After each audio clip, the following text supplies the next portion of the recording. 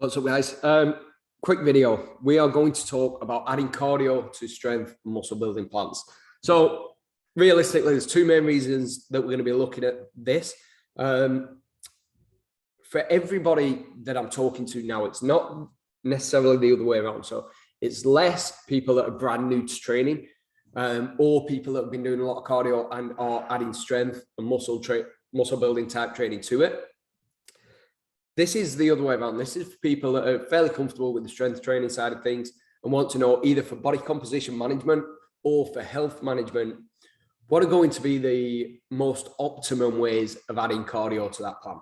So rather than just chucking everything at it, if there's a risk of any sort of muscle mass loss or any sort of reduced strength from adding cardio, which there is if we get it wrong, how do we minimize that risk, and how do we make sure that not only do we continue building muscle and getting stronger, but we're getting all the benefits of adding cardio, including body composition management stuff, but obviously not limited to that. So what I want to cover, benefits of cardio and what's the problem? You know, what are people seeing as the issue when it comes to cardio, muscle and strength? Then we'll go through a quick summary of how much cardio do we need to be doing, what type of cardio might be more optimum in this, and what other factors come into play. We'll talk about nutrition, we'll talk about the structure of the week and so on, and then just finish with a couple of key tips. So again, won't be a long video, but I just want to make sure that we cover everything. So benefits of cardio. Now, very simple summary. I'm not really going to go into this, but why would you want to add cardio? Even if we leave body composition management out of it for a second, because everyone looks at it as, oh, well, I want to lose body fat. Absolutely, very good reason to do it. But everything else as well, let's look at all the other stuff. You know, generally improved health, cardiovascular health will improve, and we know the risk factors to not being on top of this. Metabolic function will improve. Obviously, that leads into body composition management, but it's also a massive factor in overall health and wellness.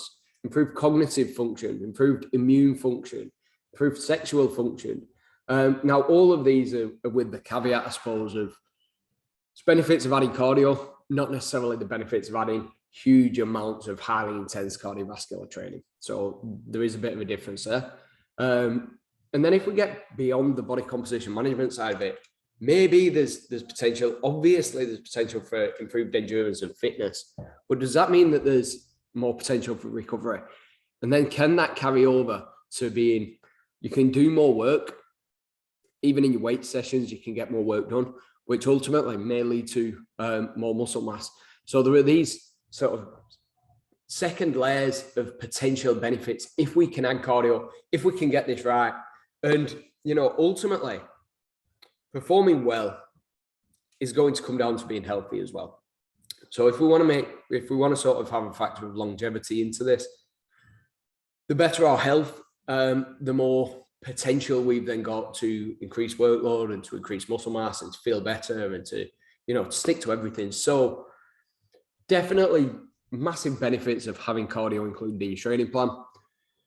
So I suppose that takes us into this then. What's the problem? Well, people talk about this interference effect. And when we talk about this, a lot of the time you'll hear this definitely in more sort of scientific terms, or people that are trying to educate you on it. And I've written about this, I've spoke about this in the past, where they're talking about like a potential molecular interference effect, where from a signaling point of view, you won't adapt optimally to both. Now, to cardio training and resistance training.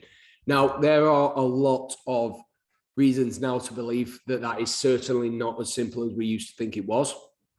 And yes, there may be something going on there, but we know 100% that you still can build muscle mass, get stronger, and improve cardiovascular health and fitness, dependent on the total level that you're at. So if you need to put absolutely every ounce of energy into your building strength, then that's going to mean that we are restricted as to how much cardio we can do. But for most people getting in shape, we definitely can manage this. But then there's a practical side of interference, which is not so much about the total signaling thing. It's more about, well, are we managing recovery well? Are we managing training well? Are we getting a good training stimulus in those sessions? Or are we so burnt out from the cardio sessions that our weight sessions just aren't that good. Are we creating this? Are we already sort of at our limit to what we can adapt to from a nutritional point of view? And then adding more cardio and creating an even bigger gap and building up stress even higher, which reduces our recovery. So all the practical thing for me is much more what we need to be aware of and what the problem is. But we can also be mindful of this molecular side and making sure that we structure the training a little bit better so that it minimizes the risk of any of this. So again, if we get this wrong, adding cardio can lead to a loss of strength and muscle mass, but or maybe not necessarily a big loss in muscle mass, but certainly a lack of gain in muscle mass. And it definitely can lead to a loss in strength. There's a lot of reasons that happen. But it's definitely avoidable. And if we know, we don't have a set amount of cardio that we know we need to do, then we can definitely avoid this. So ultimately, fat loss benefits, health benefits, with the primary goal of muscle and strength, adding cardio can be beneficial, but we need to get it right. So that takes us into some of these questions. So the first one that I want to cover is how much? Well, straight away, who for? Because your training background, your current level of adaptation is going to have a massive, massive impact on this. So how I'd look at this is who for and what for. Start off with those questions. If it's somebody that is extremely fit, extremely well adapted to cardio training, then the impact of doing that is going to be less, of adding that, the same amount of cardio is going to be less than for someone that is not as well adapted to it. And I suppose that this, and we'll cover this in a second in terms of type of training, but what are the goals? So if you're already exceptionally fit and you're looking to maintain that level of fitness, or maybe have sort of one eye on that, but your main focus the majority of this presentation is on building either strength or muscle mass or both for long-term benefit of continuing to improve performance, whether this is CrossFit type athletes or any concurrent sport type athlete that requires some strength, some power, but also a high level of endurance. What are you training for? What is this training phase for? And that's where we get into the more programming aspect of it and the longer term. Okay, well, can we afford for one thing to take a backseat or go to a maintenance while we are trying to make sure that everything else is adapting? So they're the first questions, who for, what for. However, blanket response is, if we're looking at 30 versus 90-minute sessions, we know that the 90-minute sessions are going to lead to more recovery needed, potentially, dependent on what the type is. But if we equate for type, 30-minute sessions are going to need less recovery, 90-minute sessions are going to need more. And the physiological changes, the entire sort of hormonal response and stress response of your body is going to be higher, considerably higher in that 90-minute session than it is in that 30-minute session. And we're going to potentially be burning a hell of a lot more calories, using a hell of a lot more energy, putting our body into a much higher stress state through the 90-minute session than we would through the 30-minute session. One thing that we're looking to manage with this is how much stress we're adding to the total system. If you're somewhere near the top end that you can adapt to from strength training point of view, what that means is that you don't have as much capacity to deal with anything else. So straight away, shorter sessions probably going to be better. Just purely sort of logical way of looking at it. It's going to mean that we are likely to create less total stress, less hormonal sort of issues coming up that we then need to get on top of, be easier to manage. And the total work that we've done, if you look at adding 2 days of 90 minutes versus 2 days of 30 minutes, there's a big difference there. There's a big difference in what we need to recover from. There's a big difference in what the response that we're going to want from those sessions is going to be. So yes, you might burn more calories in the 90 minutes, but that doesn't necessarily mean that if muscle and strength is a priority and we're looking to add cardio, then the 30-minute sessions are probably going to be better. And we can talk about how to do that in a second. Now, 2 days versus 4 days, exact same argument, guys. Twice a week, is it going to be enough to get tick most of the boxes that we spoke about here. 2 days is going to be enough. 2 30-minute sessions here is going to be enough to get the adaptations that we want. Forget about how many calories we're burning. We are looking here at adaptations. The calories we can control through food that we're taking in. So 30 minutes, 2 days a week is likely to be a far better way of adding this and way of doing this than 90 minutes, 2 days a week, or 30 minutes, 4 days a week. So trying to keep this to the minimum that we need for the adaptation. So managing total training volume and frequency is going to be key. But again, it's going to come down to what's the current level of fitness and the same principle, specific adaptation to impose demands. If you are extremely fit, and by doing this, it's a massive reduction in total cardio training, you're going to lose that fitness unless you do something to maintain it, which means that rather than a steady 30 minutes, we might need to look at changing the intensity of those sessions. If you're adding it and you've not been doing cardio up to this point, then you have a lot more flexibility of what you do in those 30 to 40-minute sessions. But again, limit the total volume and the total frequency of these sessions. That's rule one. So what type? And I'll cover the second bit first because I think it flows a little bit better. Continuous low intensity is absolutely fine, providing that we are sort of managing the total stress response. So again, the lower the intensity, the longer the duration, you can probably cope with this for. Where the problem is that most training probably isn't as low intensity as you think. So thinking, oh yeah, I can get out and do a steady 90-minute run. For me, that's at least moderate to high intensity for most people doing that.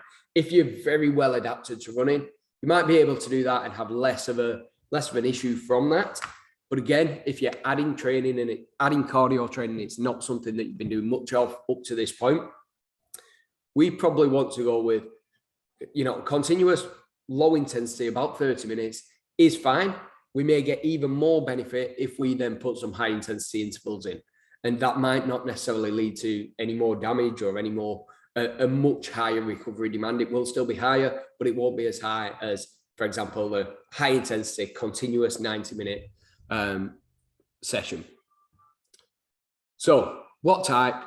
Either low intensity or to moderate intensity, absolutely fine, providing that they're fairly short durations.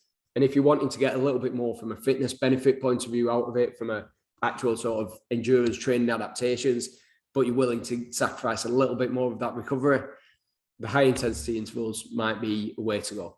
Other benefit of the high intensity intervals is if you get this right, then it can be a fairly similar response. And actually, if you're newer to training, high intensity interval training might actually lead to you building even more muscle than not including high intensity interval training, which is not going to be something that you see with the continuous low intensity, or certainly not beyond very, very early stages of training. So in terms of type, I'd probably be going for shorter sessions, and if we can, higher intensity. But what's the caveat to that? Running based exercise. If you need to run for your sport, and this is a concurrent plan, by all means keep running in there. However, if we are looking to maximize muscle strength and hypertrophy, other types might be better. Running is damaging. There's a high eccentric load. It takes a lot of recovery. So if you're extremely well adapted to that total stress and total damage from what's going on within your muscles point of view, you might cope with it. But if you're not already extremely well adapted to that, let's look at putting in some other types of training, maybe more concentric training. So rower, air bike, cycling, and especially if we're following this HIIT training type protocol, again, you're just doing everything that you can to make sure that your recovery capacity is going into your weight sessions, and you're adapting to the weight sessions more than just being so battered after a run that it's not allowing you to get the training in. Now that moves us on to the next bit. Well, what are the other considerations?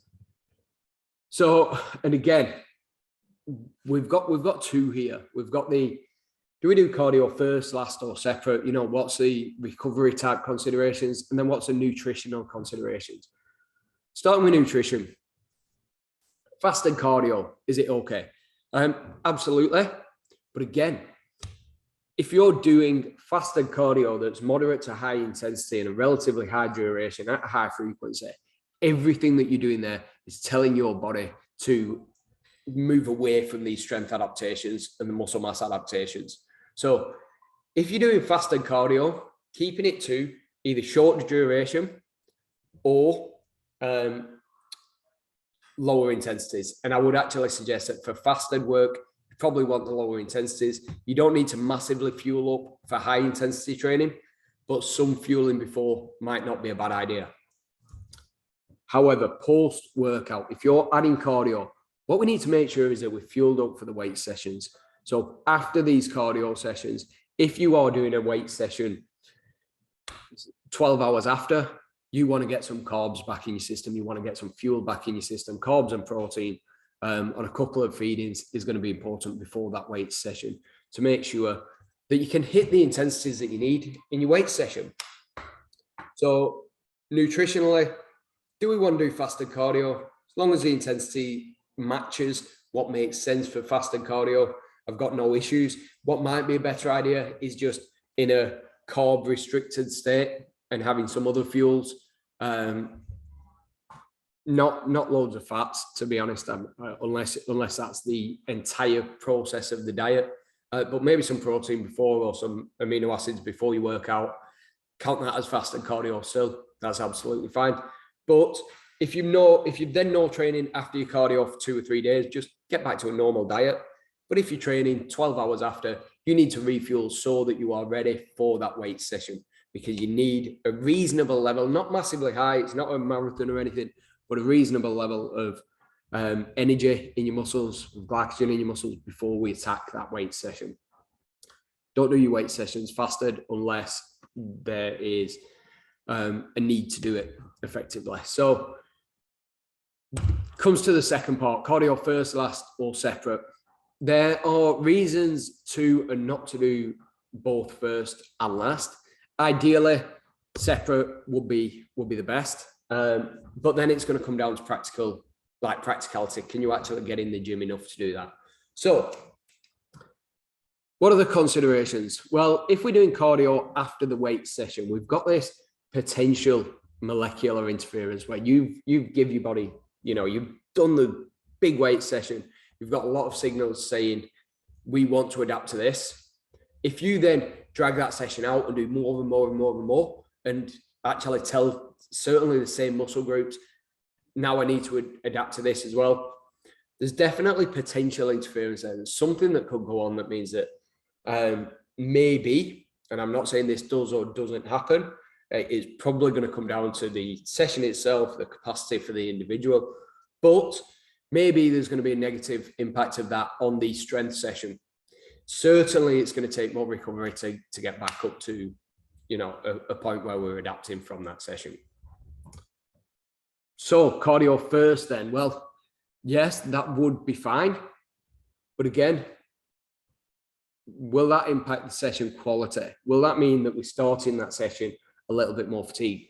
Beyond a good warm-up, realistically, are we getting the same session quality? If we do the cardio first and get the same weight session quality, there's probably no issue there. But are we still in this sort of anabolic state where our body is wanting to build straight away? Or are we digging ourselves into a bit of a hole that means that the session quality is not there? You're not lifting as heavy, you're feeling more fatigued throughout your workout, the quality of reps just isn't there. So again, it's just trying to find the balance there. Ideally, put it separate. If you're doing your cardio first, you might want some intra-workout fueling to make sure that the session quality is there and make sure that it's not a damaging cardio session. And if you're doing your cardio second, just be aware that that fueling after it is going to be really important and that there may be some negatives from doing that. So have a look and think about everything. But ultimately, we probably don't need to worry about all of this. What I'm saying here is, if you're going to add cardio, don't add 3 90-minute runs a week done, at a time close to your weight session with a low carb diet. That's going to mean that because if you're doing that and in a big calorie deficit, because if you're doing that, you're going to lose muscle and strength. there isn't a question as to whether that'll happen. If you're in too big a deficit, that's going to be a risk factor. If you're doing this continuous training, the hormonal response is going to be a risk factor. If you're running, it's going to be a damaging training session. It's going to lead to an even higher stress response. So again, going to be a risk factor. If you're not fueling up for your weight sessions and you're not lifting as heavy as you usually would because you've added all of this extra stuff, it's going to be a risk factor. So what we're looking to do is manage these risk factors. And basically, if you can, if there's no reason to do more, then let's go for 2 30-minute to 45-minute higher intensity cycling based or concentric based cardio sessions separate to your weights training. Or if you wanted to do lower intensity, again, that'll be absolutely fine. It probably won't have the same fitness adaptations, but that might be even better for maximizing strength benefits, dependent on where you're at and what your current level of fitness is. I'd say the higher intensity is probably more ideal if you've got a decent level of fitness that you're trying to maintain, whereas the lower intensity is probably absolutely fine. If you're not doing that, you can do lower intensity by using interval type approaches. You can do higher intensity by using interval type approaches. It's just finding what works for you. So again, this entire presentation is based on if you're looking to maximize strength and muscle mass whilst adding cardio, either for health or fat loss purposes. These are the recommendations. Control your total nutrition. If you are way under in terms of protein amounts, in terms of total calories, you are going to lose muscle and strength. It's as simple as that. So you need to be somewhere in the ballpark for everything. What's going to mean that you're way under? Well, it's going to come down to the resistance sessions. If you're just doing weight sessions, we can usually get away with not that much food and dieting at pretty low calories. The more cardio you add, obviously the bigger that gap becomes. So the higher the risk is of losing muscle mass. So be aware of total frequency and volume of training. 30 to 45 minutes a week is what I'm going to say is probably ideal for most people. Anything more than that, yes, it might have additional benefits on the endurance side, but it might also have additional negatives on the maintaining the muscle mass side. If you need to use running-based exercise, by all means do. But if you don't, and you're not used to doing running-based exercise anyway, then you'll probably do better just because of less recovery needed from non-running based exercise, basically from less sort of more concentric, less damaging exercise. So maybe rowing, cycling, ski erg, air dying, all of that sort of thing, because it just is going to lead to less recovery and potentially build up less total systemic stress during that session.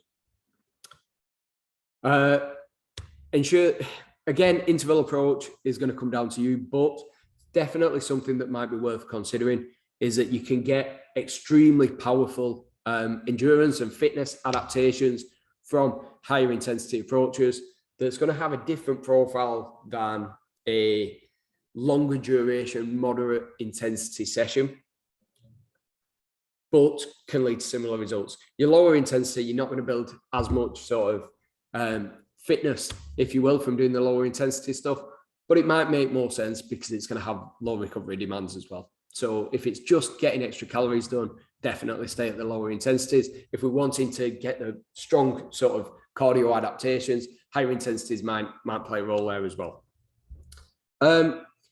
Your weight sessions, make sure that you're in a fed, reasonably fueled state, and make sure that your nutrition follows that and allows the opportunity to recover from training, the opportunity to actually build muscle and develop strength. So that means avoiding massive calorie deficits. Now, that means massive drops in weight because that's what's going to take you to a calorie deficit, but also massively far away from where we predict your energy intake needs to be, because we know that metabolism will adapt. If you're at really low calories, it's going to keep dragging down and down and down.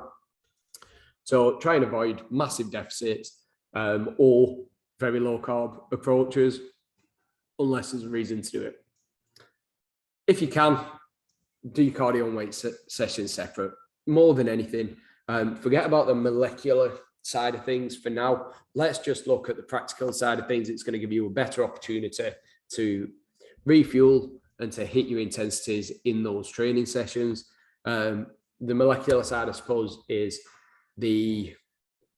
why there might be a reason not to do it after strength training is this actual molecular interference effect that you may be blunting some of the strength training responses by doing the excessive sort of endurance-based work at the end of that session. Again, it's going to be on a continuum though, so we certainly can make that work. Providing that the resistance training intensity is hit with a relatively small overall deficit, adequate daily protein, good recovery, then you're probably going to maintain strength, muscle, and health whilst looking for fat loss goals, weight loss goals, or even the exact same for the metabolic benefits, but maybe more at a maintenance calories rather than as much for deficit where we're going to actively see weight loss. Guys, quite a lot that I covered, miles longer than the 10 minutes that I said, but hopefully you'll find it useful. I'm sure that you will. Some really important stuff here. Again, please don't think that you need to tick all of these boxes. Just understand that the more that you're doing that's not following these guidelines, the higher the risk is going to be on losing muscle mass and strength during the time of adding cardio. So if you can tick most of these boxes, then you're probably going to be good. But if you are having trouble maintaining strength and muscle when you're adding cardio, start with this and we'll go from there. Hope that helps, and I will see you next time. Cheers.